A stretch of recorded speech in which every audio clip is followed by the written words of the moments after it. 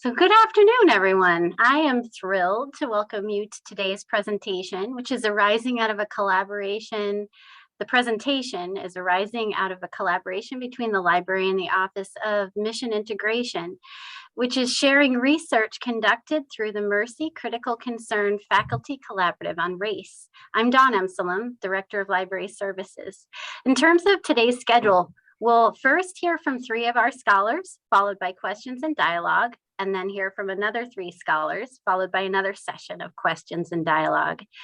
So as you saw, the presentation will be recorded, and if you could please keep yourself on mute until the questions and dialogue periods, we'll invite you then to unmute to comment or ask questions, or you can ask questions in the chat. And with that, I would like to pass the mic to Teresa Landrigan-Welpley, Vice President of Mission Integration. Great. Thank you, Dawn, very much. Now, can everyone see the screen? Is that coming through now? Okay. All right. Awesome. Well, welcome. I join Dawn in welcoming everyone. It's just wonderful to see you all here today. And it's my privilege to be able to introduce our Mercy Interdisciplinary Faculty Collaborative on the Critical Concern of Race. And this collaborative, the work of this collaborative has been underwritten by the McAuley Institute for Mercy Education. And in that, with a grant from the Lilly Fellows Program, and then continuing support through a gift from one of our Board of Trustees members. So for those of you who might not be familiar, the McAuley Institute for Mercy Education is a newer initiative on campus, and the Institute seeks to advance Salve's mission through the development of interdisciplinary research, teaching, and university initiatives that foster an ethic of dialogue, of reflection and action around the tradition of mercy and the critical concerns of mercy. And we hope contribute to the development of mercy higher education in the 21st century. And we currently have in the Institute 2 faculty collaboratives convening. One is around the critical concern of earth and one on the critical concern of race. And today you'll hear from 6 McAuley Scholars who have comprised the faculty collaborative around the critical concern of race. And each collaborative member received a grant to support a research, a teaching, or a university initiative to further work on this critical concern. And our scholars were encouraged to utilize a portion of this grant to underwrite collaboration with student fellows, student research assistants as a part of their work. And this was true both for the teaching initiatives and research initiatives that were part of the collaborative. So a few of these student fellows from our collaborative will be joining us today, and I know that you'll hear from at least one of our student fellows in our presentations today as well. And just kind of for context, these collaboratives convened 3 times a semester over the course of the past 2 years. And with each seminar, each convening, focusing on at least one of the initiatives of our McAuley Scholars. So, and the students would join when we were presenting on their particular area of focus. So it's just a little context to get us started, so you have a sense of the work that this group has really been about over the course of the last 2 years, and the context out of which this research and teaching that we'll be sharing with you today comes from.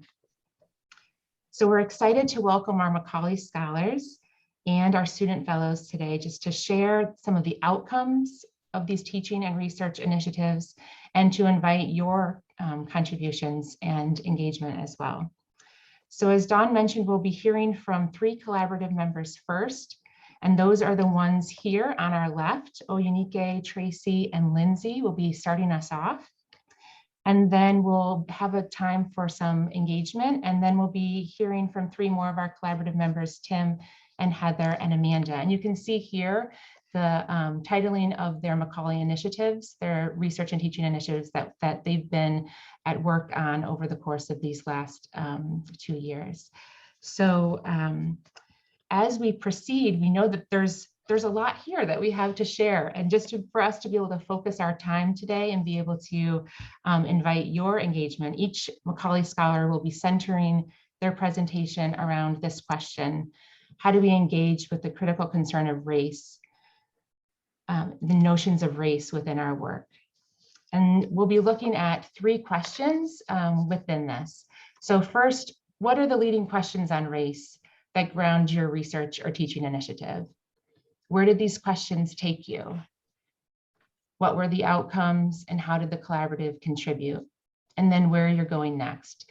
So each scholar will be sharing around where we began those foundational questions, where that invited our work further, and then what the kind of next steps will be within some of these projects. So that is, we hope, give us a frame to be able to engage over the real broad-ranging work that has been the fruits of this collaborative here today. And each scholar will have about 7 or so minutes to share. So we know that, 2 years worth of work in a short period, but we hope that you'll at least get a taste of that work and be able to maybe see the ways in which that might inspire or inform yours as well. So I'm going to invite Oyinike to get us started and share around her work on cover girls, a cross-cultural content analysis of cover models in Nigerian and Kenyan women's magazines. Okay, thank you, Teresa, for facilitating and guiding us right now, almost up to 2 years. I so appreciate you. And library staff, thank you, Dawn and Gretchen, for always organizing us and hosting so graciously, and Mary Beth for organizing us too. It's been really lovely. So welcome, everybody. I'm going to take the first sort of 5 to 7 minutes to say a little bit about how the last 1.5 to 2 years have gone in terms of this particular project.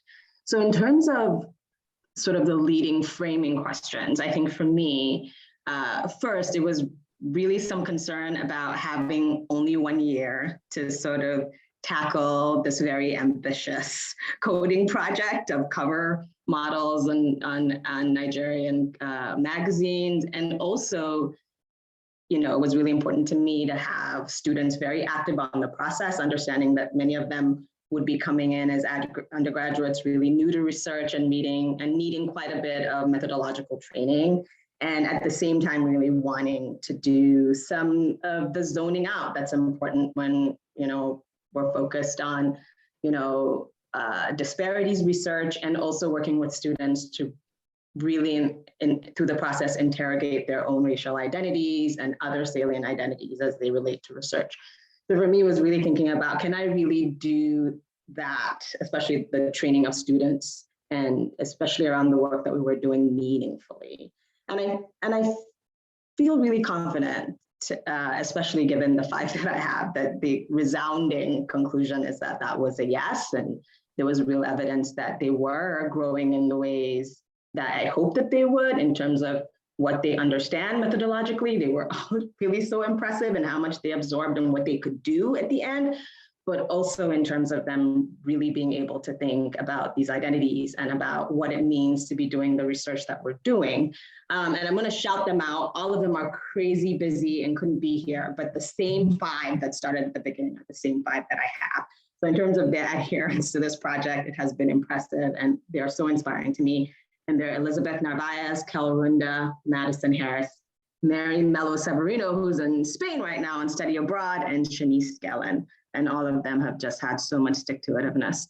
So, for me to say that I feel very confident that, at least my initial framing or my questions or my hopes were met, I will say a little bit about why I think this. So first, we spent a lot of time early on really working on positionality and reflexivity statements, which tend to be the corner of qualitative research, but I really at this point have been working with students who are doing even quantitative studies to really, in many ways, claim positionality. And for those of you in the room who are not familiar, positionality is really thinking about salient identities and understanding that whatever it is that our past experiences, and some of that is our experiences of being racialized beings or gendered beings, and the intersections of all of those really change how we see the world.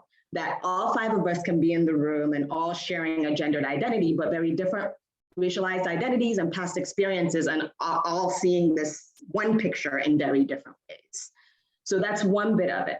The reflexivity of the process was really engaging in an ongoing way about how these experiences that we have really change our relationship to the topic, right? How it's framing our questions, how it's framing what we're seeing. So constantly we're having these conversations. And I think certainly there was affinity because of our shared gendered identity that was really wonderful in this work, because I think as sharing the identity of being women in bodies who felt quite a bit of pressure in terms of approximating certain standards of beauty, there was a shared experience there, but there wasn't always shared experience.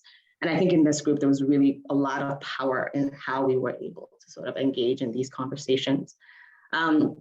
We were also able to really focus on disparities when we were faced with some of the limitations of the measures we were using. So, you know, in a separate McAuley, in a separate McKillop presentation, I did share some of the scales we were using, which includes scales of like skin tone assessment and body size. And we were finding very much that we were again against this premise that a lot of these measures were not normed on Black African women and were failing us in many ways. And it was an opportunity to really talk about who is researched and who is not, who, you know, for the most part has, you know, a lot of the tools that are considered valid and reliable tend to be normed at, who is ignored and why. Why are women who are all, for the most part, sharing these oppressive experiences of their bodies, why are they populations that are understudied? So it gave us an opportunity to really talk about these disparities in research in a way that I thought was really quite powerful. And then we did quite a bit of what we call comparativist research, which is students really thinking about how they have shared experiences with women who look nothing like them, but also ways in which those experiences were distinct. So that methodology was really helpful in doing that whole zooming in, zooming out phrase. So over the course of the 2 years, we did get a chance to present to the collaborative twice. I did a third presentation with them elsewhere. And in the first iteration, the collaborative was really helpful in auditing some of our coding and giving us direction for what to do next. And the collaborative was really helpful in giving us a frame for actually going back and looking at our data in chronological form. So going to the earliest issues of the magazines and then getting a grab in the late 2000s and then doing most recent issues to find kind of a trend over time.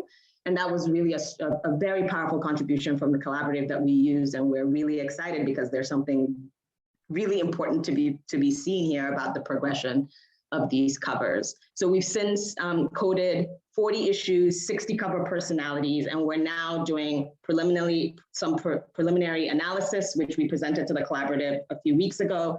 And now we're doing somewhat of a deep dive, and then we'll work on a manuscript, hopefully over the summer as their time frees up. But that's where we are. So we're really excited about kind of what's happening within the group, and I look forward to what's to come. So I thank all of you for your support and your time in hearing the work so far. Thank you so much, Renike. I think you highlight both like a collaborative within the collaborative. So you have both a collaborative of student fellows who were co-researchers with you in this work, and then also the way that the interdisciplinary faculty colleagues' engagement and the validation of the data really moved the project forward too. So I think you have kind of like a meta collaborative model that was operative within your initiative, and really grateful for all that folks here contributed to that as well. So that's a small snapshot of some of the work that Renike and team have been up to over the course of the last couple of years. And we're going to move to Tracy to share a bit of a snapshot on your initiative and the questions that led you in, where they took you, and where they're heading next. Thank you, Teresa, and thanks, Renike. It's actually interesting because Renike and I, our processes are very similar in that we have, you know, a collaborative within a collaborative. So it's really interesting to look at her experiences as well. So this is so odd because I'm looking at reading from a screen. I can't see anyone. So I'm talking to my PowerPoint. So my overarching research question, which many of you have been at my earlier presentations at the Equity Summit last year. So it's the same research. And I'm looking at how do we prepare future secondary educators to be culturally responsive and anti-racist? And this, when I arrived at Salve, has been paramount to my work with my students and researching our students' development across time. So my study is longitudinal and it's a mixed methods case study. And I'm looking, when I got here to Salve, I had a model for culturally responsive areas of practice that came out of my dissertation research and was developed on the backs of many scholars. And it basically centers critical cultural and racial consciousness. And from there, only then can teachers make culturally responsive decisions with regard to curriculum and pedagogy and both the relationships with their students in their classrooms as well as outside in the community. So when I got here, I looked at the 4-year plan that the secondary education program already had. So I kind of overlaid my model with the 4-year plan to create a curriculum map to see how I couldn't try to develop the critical consciousness and eventually the culturally responsive practices in our students. So for the first 2 years of the study, I was basically looking more at the racial identity development. And in this case, all of the students in the cohort that I selected, so I'm following a cohort, are all white. And so when I joined the collaborative, I was able to support 2 undergraduate student researchers who are both have graduated. One lives in Hawaii, so I wasn't going to be able to get her here. And the other one is working locally and she couldn't be present today. But like Onike, this work requires a lot of reflexivity of obviously your whiteness, the other aspects of your identity and other intersections of your identity, both for me and my students and with my students. We did quite a bit of grounding in that work throughout the entire process. They also learned both quantitative and qualitative data analysis. So they were able to, through mentoring, just a similar process as to what Onike was speaking of, I was able to work with Dr. Caitlin Black as well. She helped our students learn how to input SPSS data and gave them an idea about the analysis of those of that data. And then we did a lot of coding and recoding and summarizing and sorting and resorting and recoding of our data, which was student work and case study interviews. So let's see, they all presented at SRU Day twice. They presented to our collaborative, which I'll speak about in a minute, and also the New England Educational Research Association. So that was one amazing thing I was able to do through the support of the grant. But the collaborative was super helpful in, we presented pretty early on in our time as a collaborative together. So I was really focused on making sure my data systems were reliable and trustworthy. And so I got a lot of help from the collaborative on that, and that was wonderful. And also just kind of starting to think about what other directions for the curriculum map, as I could see the data coming in that might need to be tweaked and other things I might want to consider once I rework the map, because the whole point of this process is to inform the practice of the secondary education program in terms of how we're preparing teachers. So years 1 and years 2 outcomes specific to the research. Students still had difficulties conceptualizing and articulating the impact of whiteness on their identity as both just people, but also as teachers. And some still had difficulty articulating specific aspects of educational inequities that we would like to see them be able to do by that point in their time. For secondary education, they've only had a couple classes at this point at the end of their sophomore year. But obviously the whole point of this project is to see what's working and what's not. So for next steps, I'm going to continue years 3 and years 4 analysis and data collection and move into the manuscript writing. Again, like I said, the whole point is to revamp the curriculum model to see what we need to fix to make more culturally responsive and anti-racist teachers. That's it. Thanks, Tracy. Mhm. Appreciate too, you can see the ways in which these are like these research initiatives also inform the teaching and formation of our students.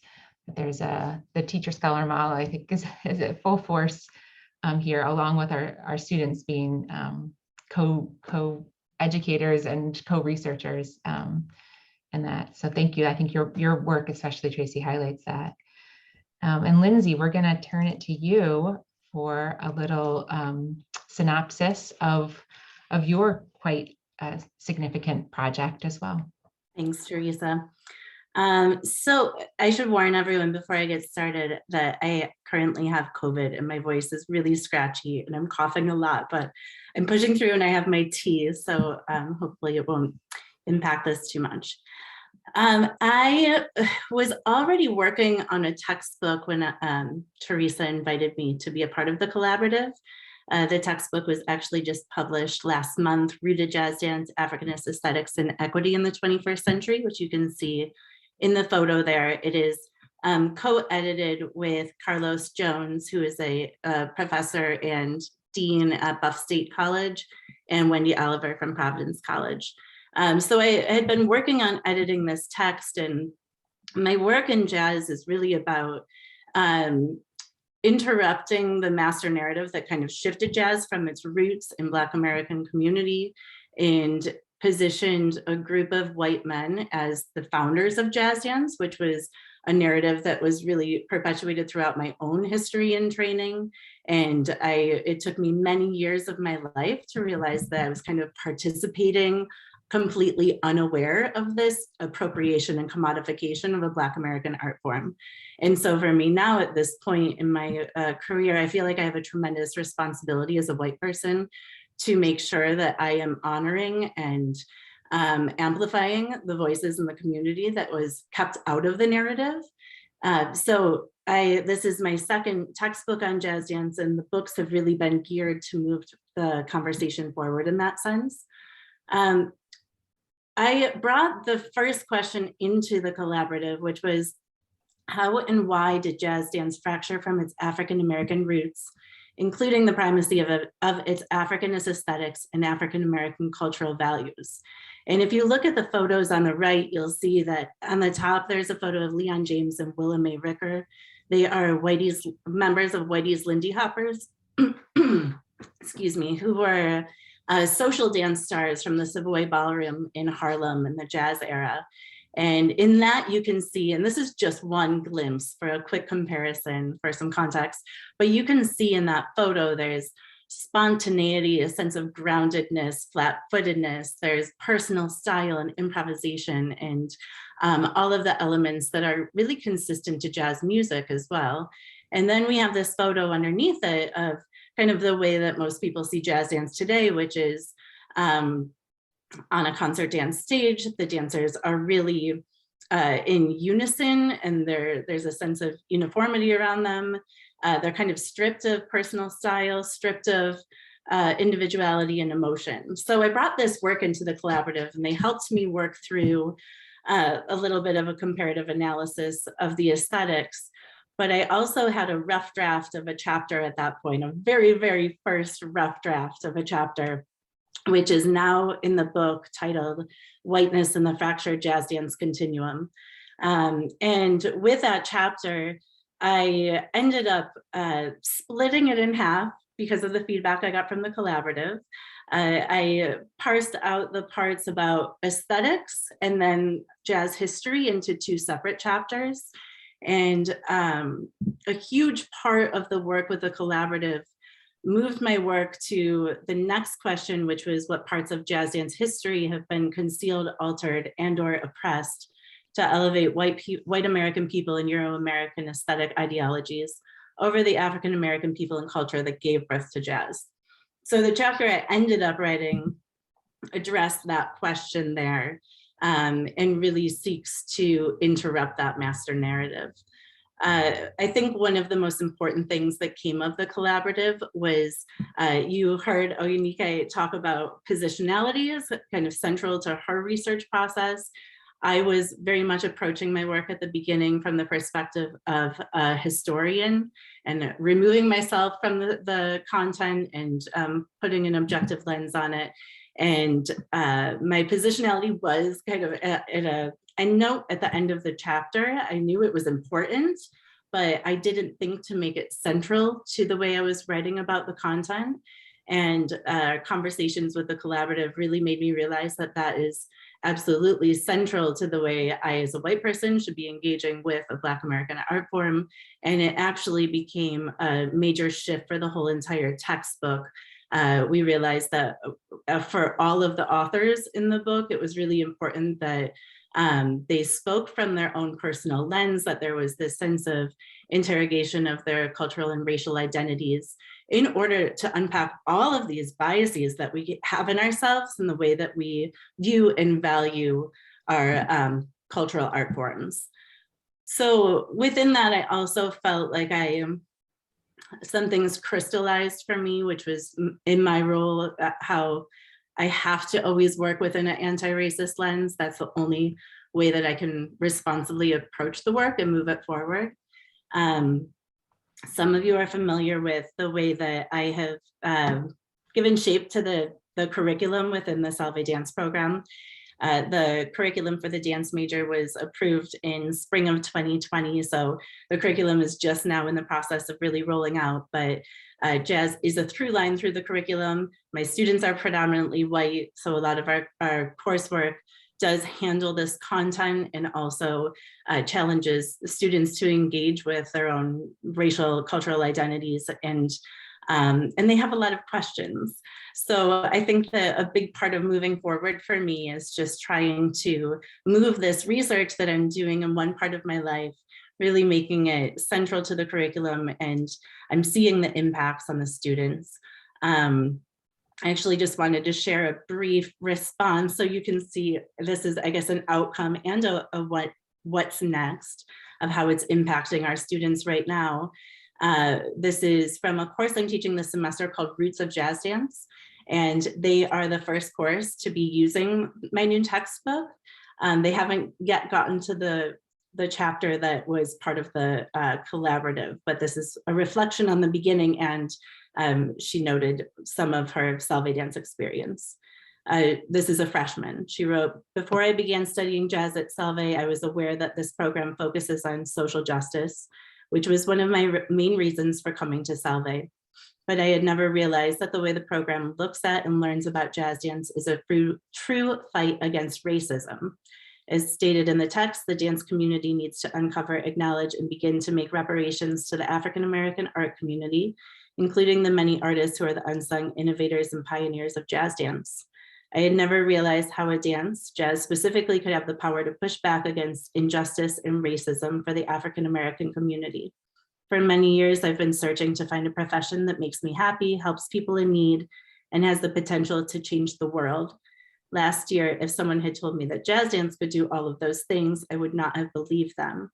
Through this program, I will be able to put myself in a place where I can change the way people think and where I can fully understand my place in jazz dance as a white person." Thank you. Thank you, Lindsay. I feel like that quote too it's powerful kind of witness to the way this work is, engaging the critical concern of race, but also the work then of anti-racism, to say that activity within the teaching and research initiatives here, and how that is translating to our the work with our students. So thank you. And I know, Dawn, we're pausing here after the first three to be able to engage with all of you. So let me, I can see you on my other screen. So we wanna, there we go. Hello, everyone. Yeah. So thank you, Teresa, and thank you, scholars. And we who organized this really were interested in hearing from the people who have just listened to these about what most resonated for you and what you'd like to know more about. So I'm sort of throwing that out there, and please feel free to put questions in the chat. or unmute yourself and ask a question. And if you'd like to raise your hand and get, if that makes you more comfortable, feel free to do that as well. And I see Lisa Richter. Would you like to ask a question? Yes, thank you. Hi, everybody. Thank you so much for these wonderful presentations. They've just been really fantastic.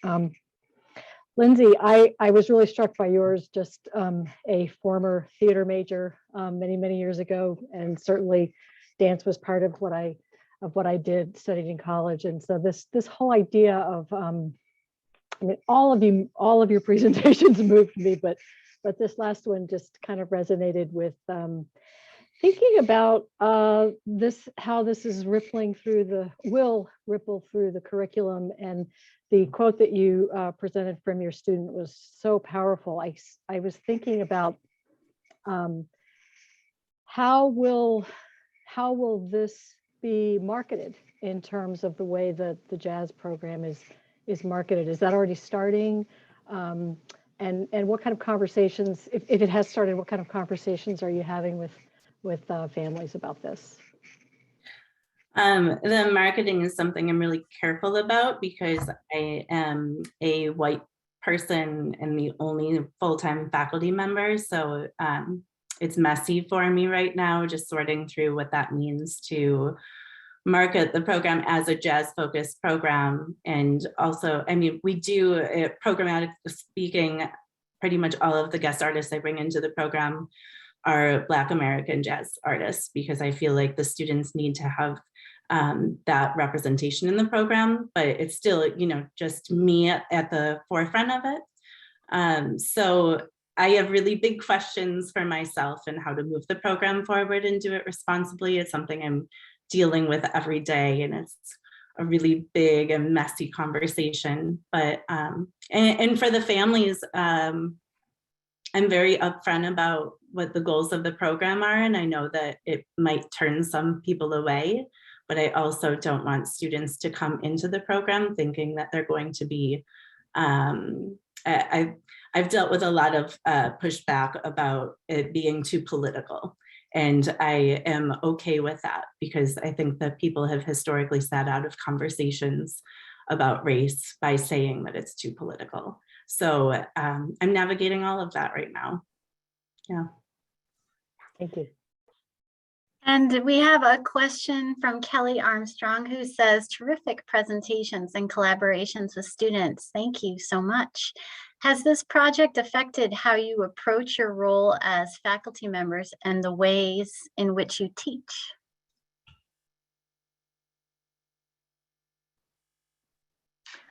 I mean, I would say that I wasn't quite sure how the way I teach would sort of translate to a team, particularly focused on some like clear research ends. I would say that it affirms the view that tends to show up in my classes often, that I have some concerns about this idea of objectivity in terms of even talking about what's in a textbook, or certainly how I do research, that sometimes it feels like who you are can't be explicitly part of the work, or we can't interrogate who wrote a textbook and what their position might be. I tend to see that thread consistently through my classes, and I did see that show up in sort of thinking about my work with these students in this group, is the idea that everybody's position needs to be in the room. And it's not a bad thing to interrogate bias. I think it's bad to be working out of sort of a biased lens and be completely unaware of it. So, you know, I think in response to your question, Dr. Armstrong, I feel very strongly that it's sort of affirming of generally my approach to teaching. Thank you. I know for me that after I got the results from the first year and a half or so, I actually went back in and changed some of the curriculum, and I started teaching one of the sophomore courses again, because the gaps were just so strong in terms of their racial consciousness, and you know, if I look at it as a 4-year process for them, well, obviously this work is a lifelong process, but in terms of my having them from here until when they leave, or them being at Salve, I really decided that it was important to really sink back in to make sure that sophomore year they're getting they're interrogating their biases a lot more than I think they might have been before, even within this framework. So kind of fine tuning some of the work and making sure that's happening a little earlier for them in their process so that we have a little bit more time to get to higher level behaviors as teachers after exploring institutional racism as well as their own white privilege and white biases. So it's already impacted my teaching because it's already informed what I'm doing now. It's not like I'm waiting for the 4 years to start revamping and redoing things. So it's had like real time impact, and then it'll have lasting impact in terms of when I look at the whole 4-year curriculum map. I can just speak briefly because I think I probably covered part of this in my response to Lisa, but also the major shift that I've made in my teaching is that all of my courses start with conversations around identity and culture. If I'm doing any work in jazz and we dig deeply, I have my students this semester do biographical movement poems, and they talk through them, and there's a lot of self-reflection. And community is really central to all of my courses. Community is central to jazz, so it's something that is important. I think that when students start to see each other and honor each other as individuals, it makes the conversations a lot easier. So I'm really seeing the impacts of that in my class.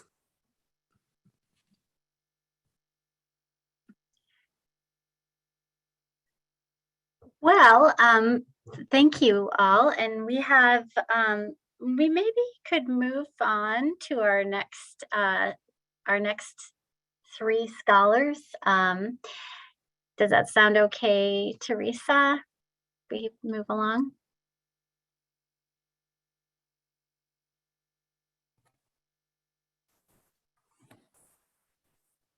Great.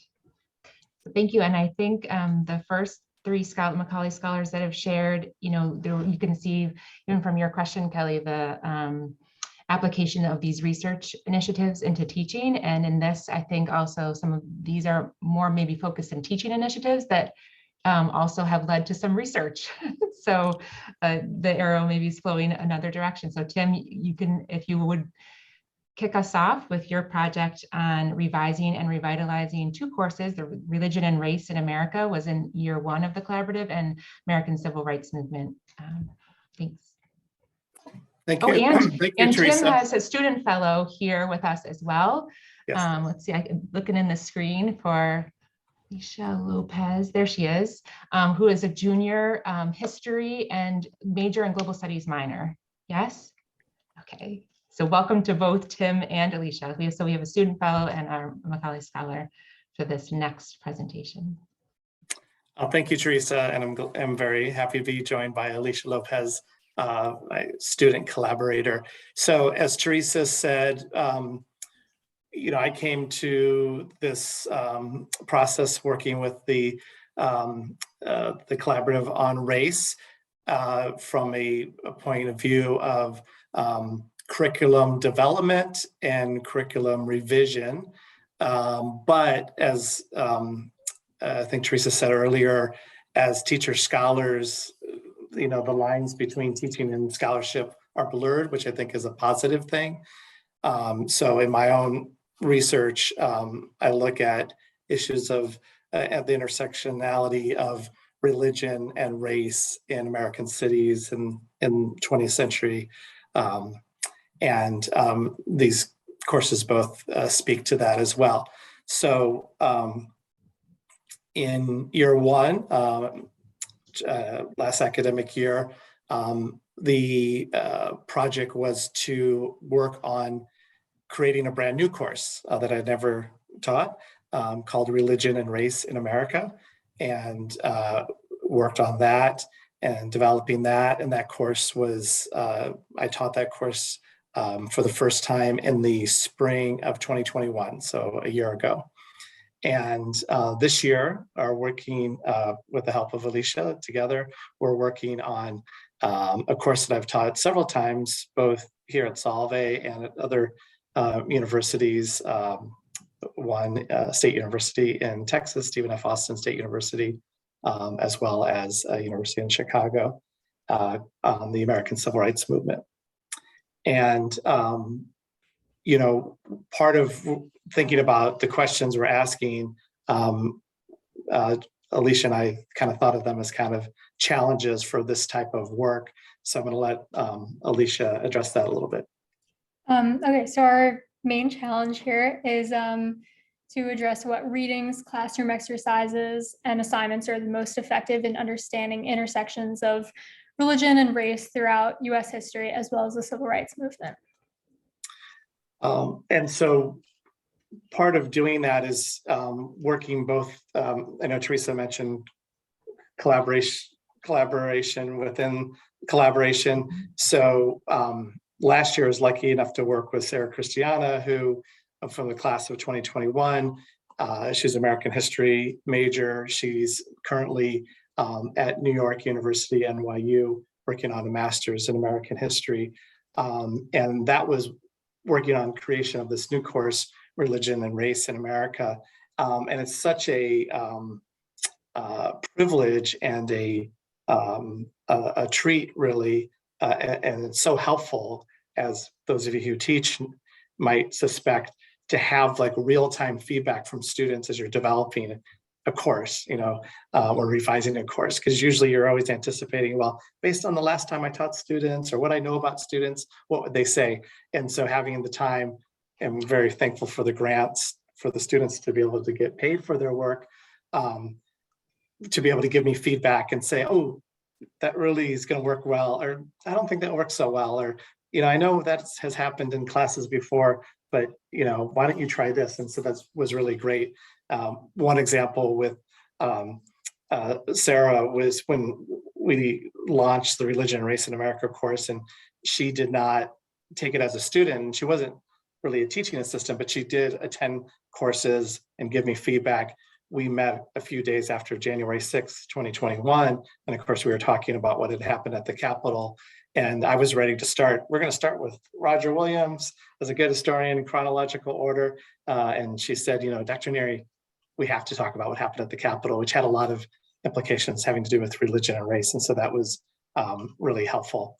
So it's been great having in the student collaborators like Sarah and Alicia, but also my faculty colleagues coming from different disciplines. Lindsay had mentioned coming to teaching jazz from a historian's point of view. And as a historical point of view, we do try to search for objectivity, knowing we can't reach it fully. And there's a tradition of kind of being distant and removed. But one of the things in our collaborative meetings, my faculty colleagues have been encouraging me, pushing me a little bit to share the personal and talk about that positionality.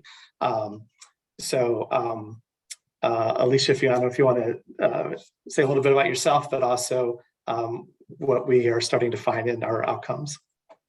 Hi, everybody. It's nice to see some familiar faces in here again.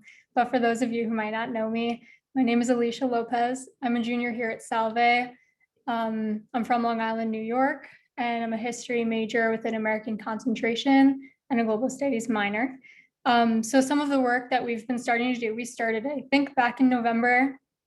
I've been reading a few books, one being the Malcolm X autobiography, which I've loved. So we've been really just trying to look at the course and see what works we want to add in there, what readings, how we want to do our midterm and final, and really how we want to approach this course, because there really is so much that you could go. I mean, this course could be a year-long course, but there's only about 14 weeks in a semester, so we're trying to condense everything down.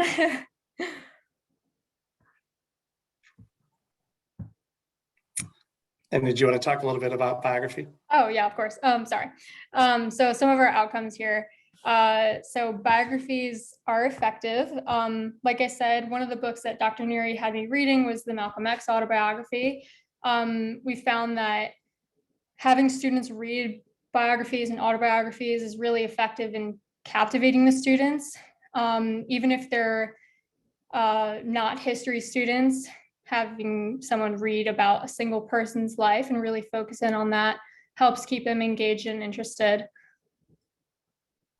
And we also found that, maybe not surprisingly, that when looking at periods like the modern American Civil Rights Movement from the early 1950s to the late 1960s is kind of the traditional classical period, that there's certainly historical uniqueness, things that happened at certain times that are unique, that are, of that time. And there's a couple images on the screen here of Selma in 1965, and those are very specific and unique.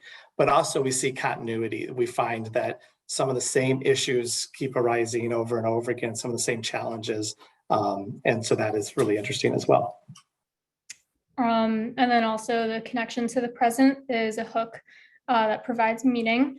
So hopefully students will be able to make connections from events that happened in the past into reality in 2022.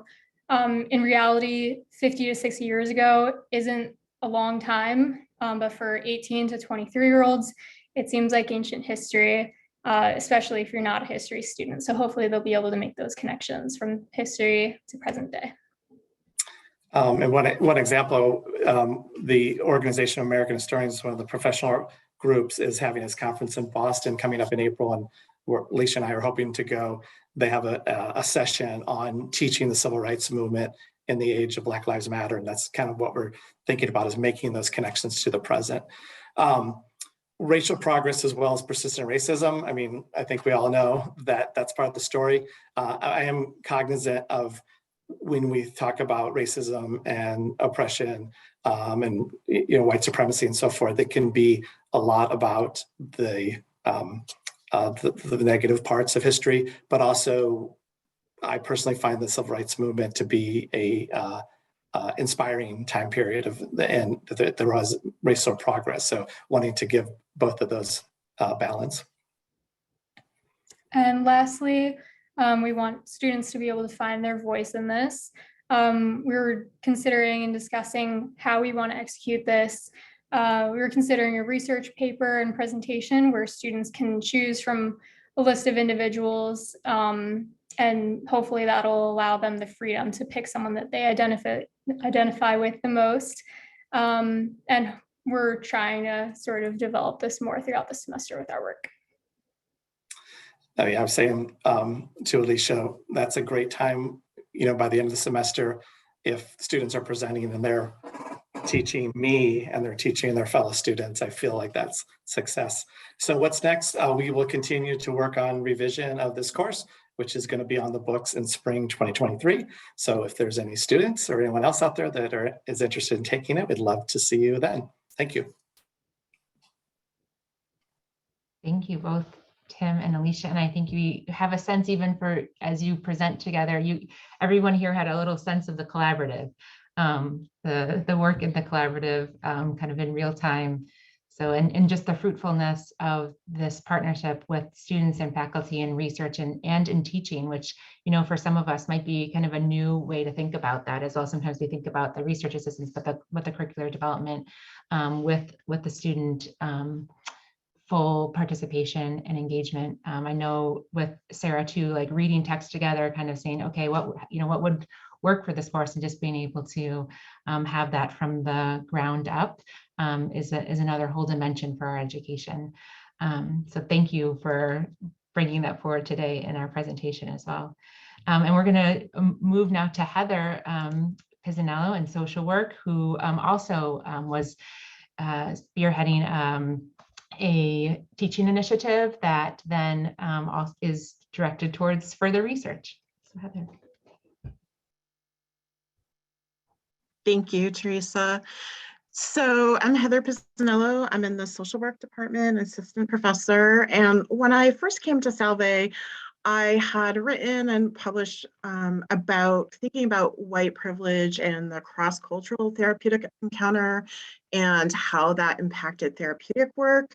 And then when I first got to Salve, I taught a 100 level course housed in the social work department called Social Problems. And then ultimately, as things shifted in the department, I needed to shift to teach exclusively the higher level major courses in the social work major. And so I found myself missing where I could in the social problems course. There was a lot of room and time and space to engage explicitly with the topic of race and white privilege and issues of intersectionality and positionality. And so that's when I reached out to Teresa about creating a course that was dedicated to looking at these issues. And so how I approach the work in terms of developing a special topics course, and I just want to take a moment to also say this course was developed with an undergrad BSW senior level student, Samantha Dick, and a student who just graduated, so she's now an alum, Sydney Butler, who's working on her Master's of Social Work in the Advanced Standing Program at UConn.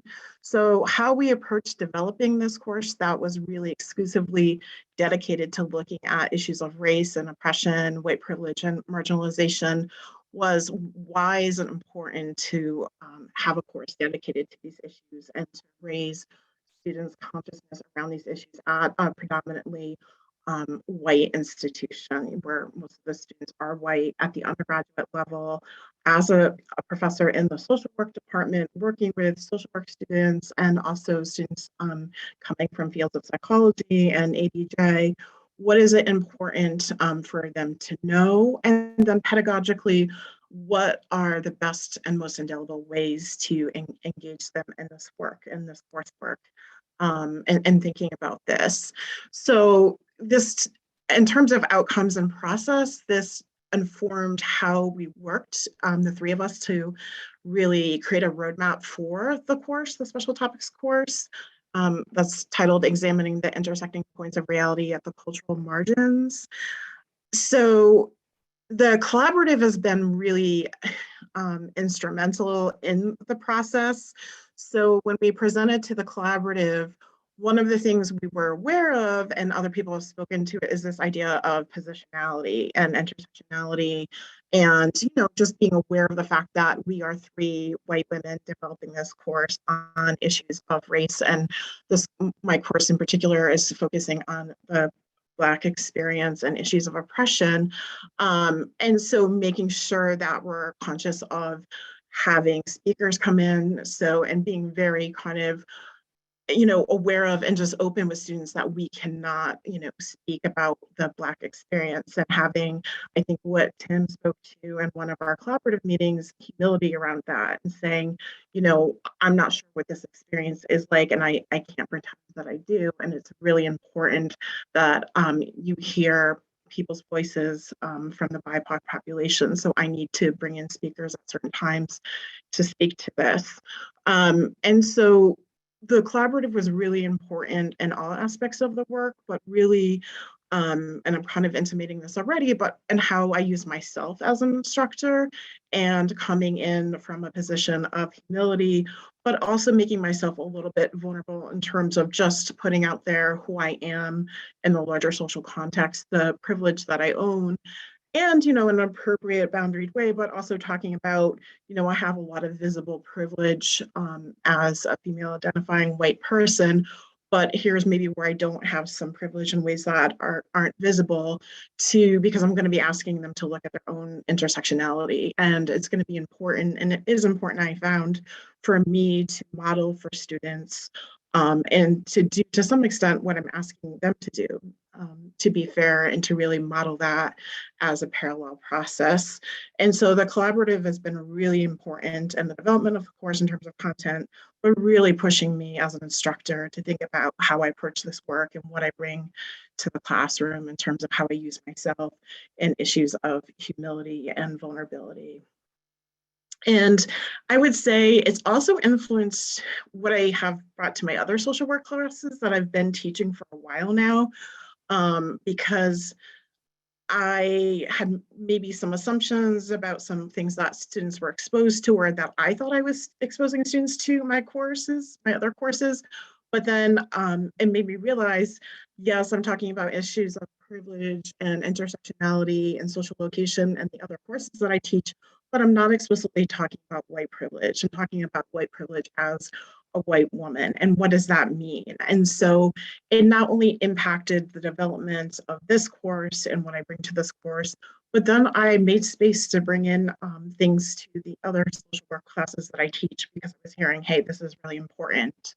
And it made me be more reflexive about my own teaching process and my other courses. And in terms of my experience in the collaborative as a whole and how it's just informed my work as a teacher scholar, one of the things that I kept coming back to is this idea of a transitional space or a third space. So my background is really kind of in psychodynamic training, but there's a theorist, Winnicott, who talks about this transitional or third space, which is kind of this very sacred space where it's kind of outside of, but on the periphery of everyday life. And it's kind of offers you like refuge, but where you can feel like you can show up and be vulnerable and be authentic, but also do a lot of thinking and be reflexive in a space that's really safe. And I would say for me, the collaborative has played that role of that third space or that transitional space. And it's been incredibly indelible in terms of my own process and development as an instructor and what I've been able to bring to the development and creation of this course. And in terms of next steps, so always kind of thinking about revisions to the course, but also myself and one of the student research assistants, Sam Dick, who's now she's a senior social work undergrad student. We were able to present this summer at the SSP conference, which SSP stands for the Society for the Study of Social Problems. And we were able to talk about teaching in a more creative and innovative way about issues of race and privilege. And another kind of plan that we have in terms of outcomes is, once the course ends, looking at and doing some type of qualitative content analysis of over time the impact that it appears from looking at student journals with their permission, their photo voices, which is one of the teaching modalities I'm using in the course, to see how it's impacted their consciousness and their awareness and their comfort with looking at issues of race and privilege over time. So thank you. Thank you so much, Heather, and I really appreciate your extension then of that third space to the work in the collaborative, as well as the ways in which the course itself seeks to do that. And also just noting in the collaborative, we have junior faculty and senior faculty too, that I think is part of this kind of mutual engagement, that we have like 2 department chairs, right? And now a program director as well. And I think that that's really been meaningful too, that like seeing the ways in which we each are informing our work across the university. So I think that has provided a kind of a privileged space for that kind of work together as well. And in kind of the broader scheme of from a course to a whole curriculum, we're going to shift to Amanda and sharing her project around holistic clinical mental health counseling program curricular revision. So Amanda, turn it to you. Thank you, Teresa. My name's Amanda Miner. I use she, her pronouns. I am a white person. I have brown hair about to my neck. I'm wearing a light blue shirt. There's a dark blue wall behind me, and I've got some plants on a shelf behind me. I'm describing that just because for individuals who may have vision impairment, it's a way to bring them into and be a part of the experience more. We also have the transcript option on today to make sure that those of you that are needing that have that. Before I get started, I want to, well, I've already got started, but before I go further, I want to also acknowledge the fact that I also have applied for an Anton grant, and it's a little bit different than what I'm presenting here, but they're for the same project. So I just want to thank the university for that funding as well, and those who may be in this group who are on that committee. Within the chat, I put actually a book chapter that I worked on for the first year of the collaborative. And just quickly, this is just so exciting to me. The editor of this book, Devana, really worked, and I think 95% of the authors in this book are women of color, and 100% of the authors of the book identify as women. The student that we worked with was Ria Bhatia, and she was an international student, and Ida Neary really helped me make it possible for her to do that. And Amira Nelson is a former student who's now working on her PhD, and she's writing her dissertation on a Black experience in supervision, and the Black supervisor experience. So we really tried to make it a Salve project. But now I'm going to move on to the project that I'm working on right now, which is revising our curriculum in the holistic clinical mental health counseling program and the holistic counseling program. But the clinical mental health program encompasses the whole program. So it's our best shot of being really holistic about it. I think for me, what I'm going to do a little bit for the sake of time, I'm not actually going to read a lot of the stuff on my slide. I'm just going to talk about it.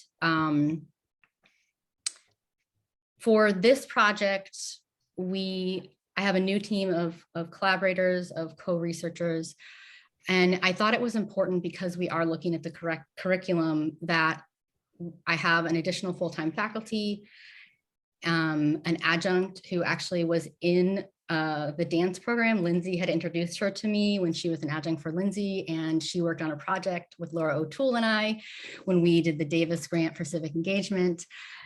So as you all were talking about the connection and the collaboration, I started thinking about all the ways that even people who are outside of our collaborative were really being pulled in and pulled into the work, and it's exciting for me. So I also wanted to make sure that I recognized those connections, because without Lindsay and Laura and Ida, I wouldn't have been able to do the projects in the way that I did.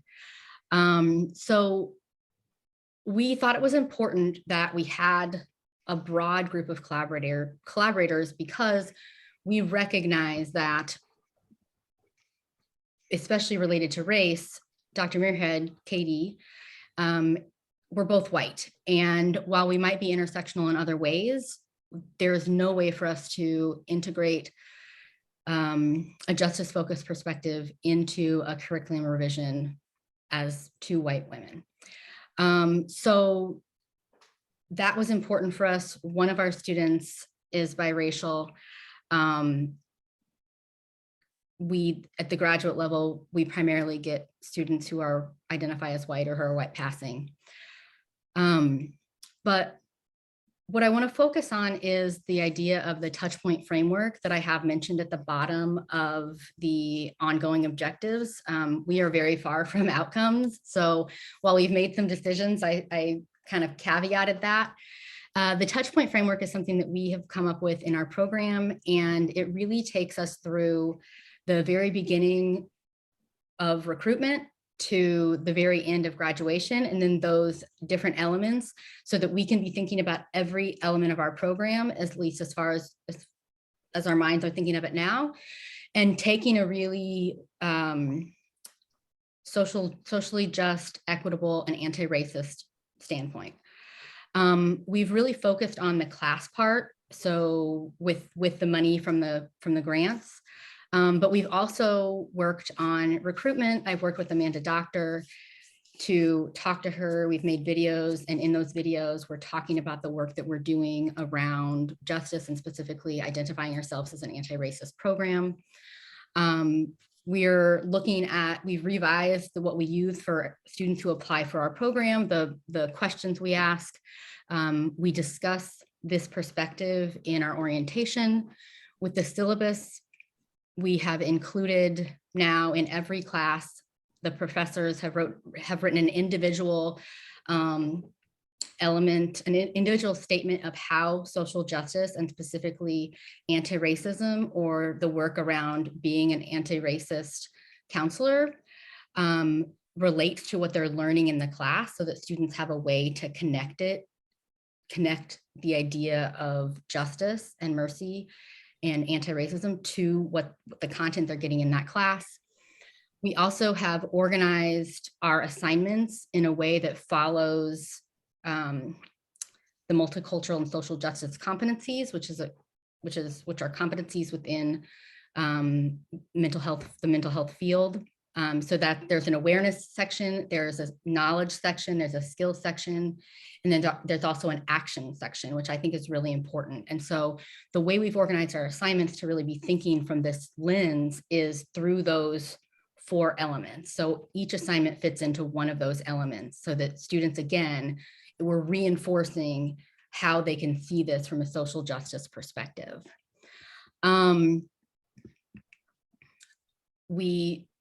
We've also made some additional changes because we recognize, and Teresa and I talked about this, but while we do really focus on race and we make it very clear that we believe a lot of the systemic issues that occur are because of colonialism and because of race, because of things that have happened in our country directly because of race. We also recognize that there's a lot of issues that we wanted to work on to be justice-centered and to reflect really the mercy mission and the critical concerns. Teresa, I forgot to look at the clock when I started. Yeah, I think we're just about there, but I see how you have the critical concerns and the ways in which this project is seeking to engage across the critical concerns, certainly with the focus here in race, but yeah, no, I appreciate that. So I don't know if you have a final word, Amanda. Yeah, I just want to add one more thing in terms of what I got from the collaborative. For me, the collaborative, especially because right now, because of medical issues, the whole pandemic, I've had to be working from home and had some major surgery. And the collaborative I found was just so pivotal for me to be able to feel like a part of Salve still. In addition to some of my other amazing colleagues who have done a really lovely job of reaching out. It's added to my personal growth. It's strengthened my allyship with not only the people within the collaborative, but also the elements and their personal identities. And it has also really helped me lean into some of my own unique identities. So I really have enjoyed this group, and I'm very thankful for them. And I'm thankful for Teresa and Mary Beth and everybody who made this possible. So thank you. Thank you, Amanda. Yeah, I think that is, I think what you shared there in conclusion, there's a lot, also just in terms of how we come together in community, that this work that we are about and the research and teaching that we're seeking to advance comes out of our own humanity. And then there's a way in which this collaborative invites that forward and maybe a deepening as well. And that then, it translates to the kind of community that we're seeking to realize here at Salve. So I'm going to stop sharing here and turn it to Dawn. So we have a few minutes for questions and engagement with all of you. There's a lot that we share. You can see there's been a lot of really rich and layered work that this collaborative has been about over the course of the pandemic. Like we're almost at I think it was March 16th or something. So we're 2 years. That kind of marks our time as well. But we would love to just engage with you just a bit here for our final minutes and hear your reflections too. So turn to Dawn. Thanks. Yes, everybody. Again, I wanted to open it up if you would like to unmute and share, either ask a question, share what has resonated with you from these presentations or what you'd like to know more about. Feel free to chat, raise your hand, unmute, whatever seems easiest for you.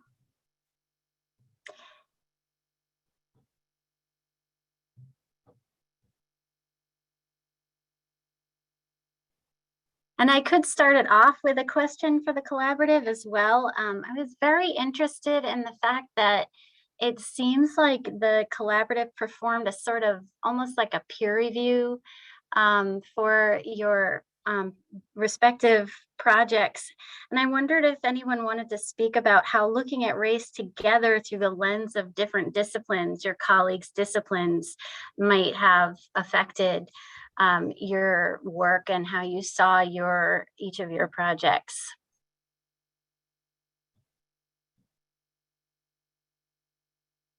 I think it helped me to feel supported. I think oftentimes, and I think this has been the case since maybe I came to Salve 7 or 8 years ago, where there's so many people, well, there are people on campus doing work around race, but oftentimes we don't know who they are. Like I remember that Sister Jane had a presidential group doing work on race, and I was looking for something and I ran across it somehow. And then I called Ida and I was like, I didn't even know this existed, you know? And so I love the fact, and I think Kelly's working at this too, with so many of the things she started. But I think that this allowed us to come together and kind of get out of our silos and get out of our individual spaces and really see what's capable if we have like-minded folks who believe in doing the work and investigating their own privilege and violence, what we can do. So I've really appreciated it. Going off of that, I just feel like we all had shared values, and because of that, didn't feel like we were, I mean, I think that the work around positionality was really central to a lot of the conversations you just heard, and maybe that emerged as a theme that might land in certain disciplines more than others. But at the same time, we had shared values that felt like we weren't approaching the work from different places. It felt very much like we were all doing the same work. And I just was really grateful for feeling like we're not doing the work in silos. I know that I have expressed this within our collaborative, but I have my community that kind of worked on that book, and then this community, and it just led me to feel like community is central in the way that we should really be approaching all of the work we do, and we're better because of it, and we think outside of ourselves because of it. So I think it was incredibly valuable.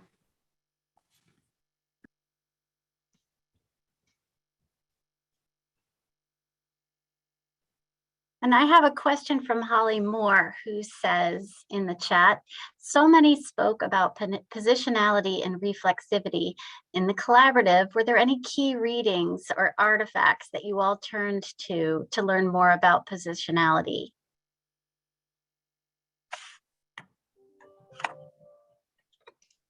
I mean, typically, and I think that's a really great question. I think for me, a lot of how I incorporate it into qualitative research comes from sort of the bucket of work that's called phenomenological qualitative research. So I know there is a general text by Cresswell, and I'll throw that name in the chat, that tends to talk about each of these approaches. And that may be a really great place to start. But certainly it's not only Cresswell that speaks about it. The phenomenological researchers are wide and deep, and their specific approaches to it are wide and deep.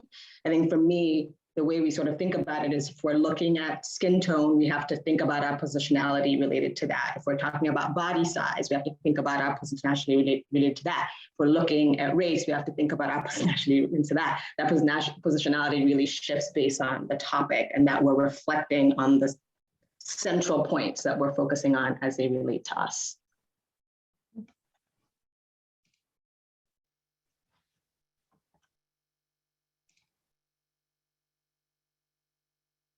Holly, I put a book in the chat that is written by a counselor educator who is biracial and also queer.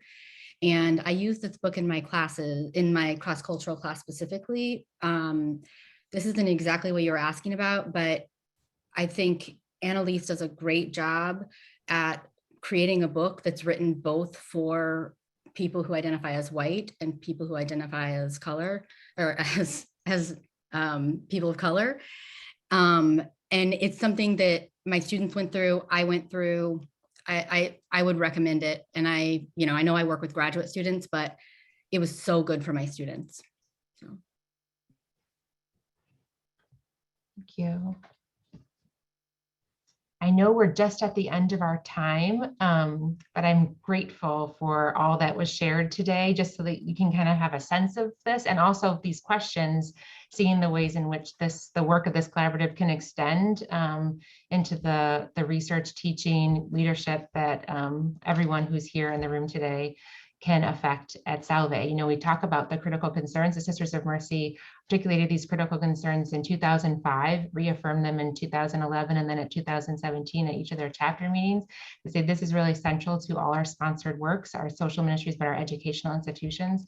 And I'm really grateful for every member of this collaborative, student and faculty whose work is really advancing the commitments on the critical concerns here, specifically on race at Salve. That's really central to our mission.